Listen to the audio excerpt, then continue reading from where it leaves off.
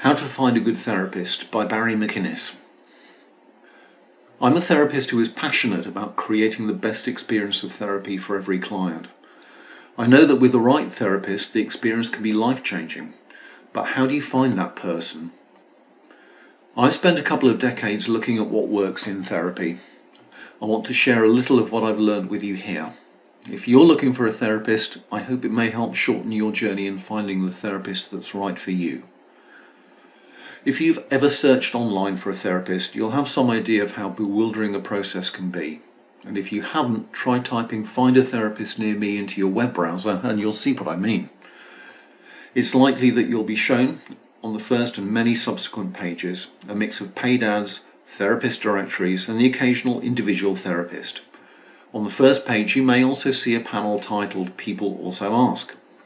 One of the questions you may see is this: how do I find a good therapist in my area? I'm hoping that I can help to level up what feels to me a very unlevel playing field.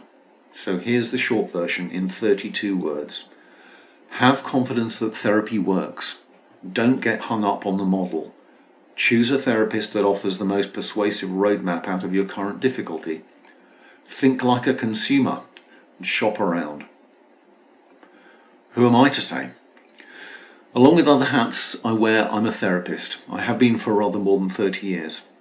I'm also a former therapy service manager, and it was in that role that I first became interested in the evidence for the effectiveness of therapy. I had to be, as the future of my service depended on being able to demonstrate our impact. What I discovered was that while overall therapy is extremely effective, its effectiveness is far from uniform. It varies across sectors, across services, and across therapists. And so I became ever more curious about this question: what works in therapy? The answer to this question is not what you might immediately think. You may think, for example, that more experience would make for more effective therapists. There's no evidence for this, however, and there's one study in 2016 in which therapists' outcomes actually deteriorated over a number of years. Finding answers to this question has been my passion for a couple of decades, and I've made discoveries over that time that I've incorporated into my own practice and that I also share with a professional audience in my blog Therapy Meets Numbers. For more than 15 years, I've also worked as a consultant, helping practitioners and services evaluate their impact. So what follows is some of that distilled learning, and if you're thinking about engaging a therapist, I hope it will be helpful for you. Therapy is effective, remarkably effective, so much so that if we compare a group of people who've had therapy with a group that haven't, those that have had therapy tend to be better off psychologically than 80% of those who haven't. Therapy absolutely does work.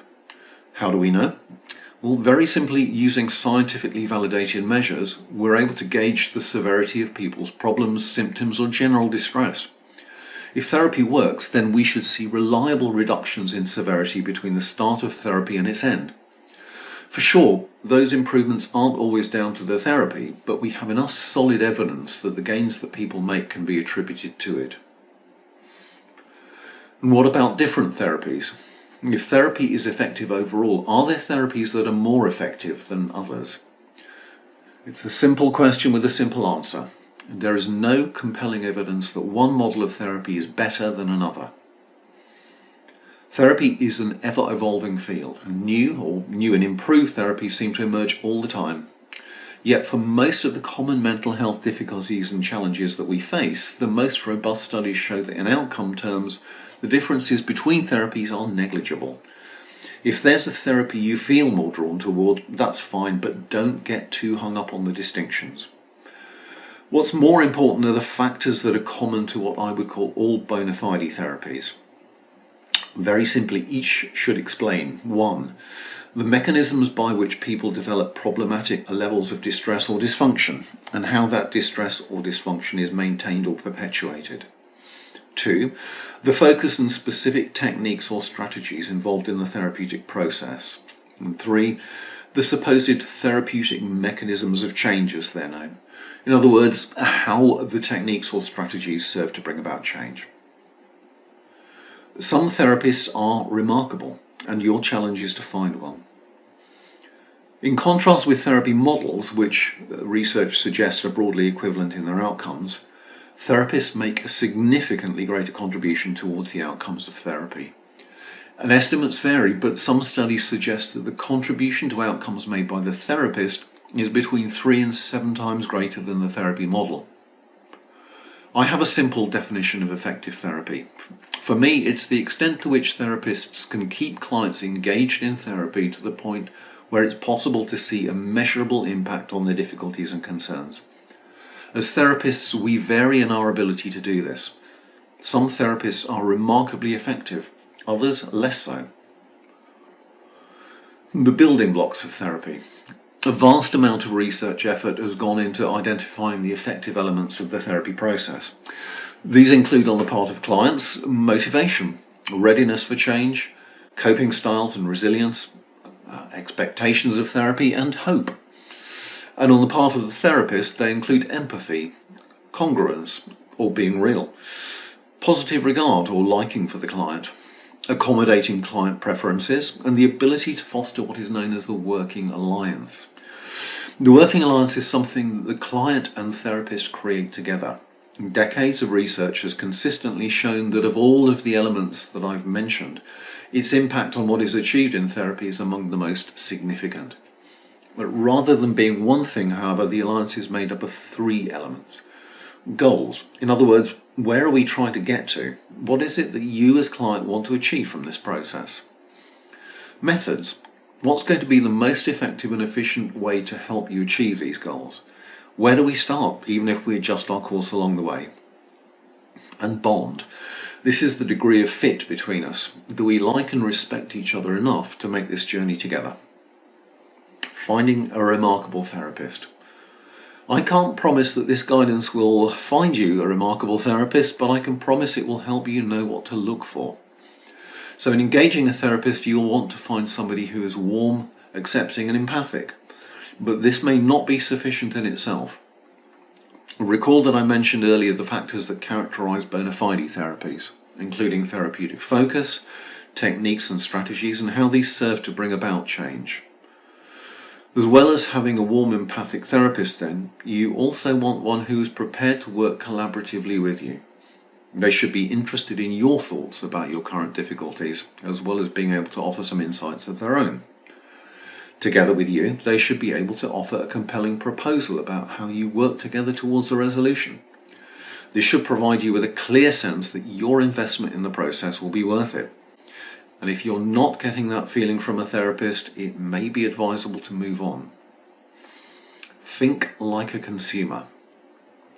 I imagine the last time you bought a pair of shoes, you didn't walk into a shop and buy the first pair you tried on. Chances are that you tried a few before making a choice. I would encourage you to approach searching for a therapist in the same way. You need to find the best fit, and you have choices. Below, I've outlined a number of questions that I suggest you ask every therapist you consider working with, as well as a couple that any prospective therapist really should be asking you. They're also included in a more comprehensive guide I've produced as a free ebook. It's titled 5 Things You Need to Know About Choosing a Therapist, and you can download it from my website, the details of which are below. Questions you should ask a prospective therapist are: what's your experience of working with the kind of issues I'm describing? What do you realistically think I can expect from therapy, given what I've outlined to you? How would you propose that we go about starting this work? How long would you expect it to take before I can realistically expect to see some sort of improvement? And what happens if I'm not seeing improvement?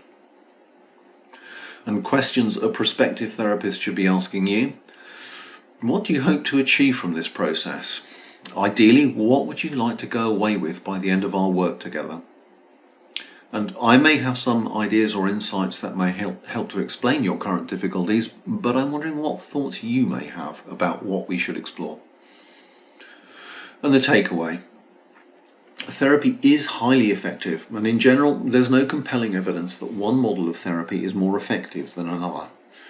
Some therapists, however, consistently achieve better outcomes than others. And bear in mind the 3 elements of the therapy relationship that make up the working alliance: goals, methods and bond as you shop for a therapist. And finally, remember that while warmth and empathy are must-haves in a therapist, they should also be able to work with you to create a purposeful direction for the work that is more than simply travelling hopefully.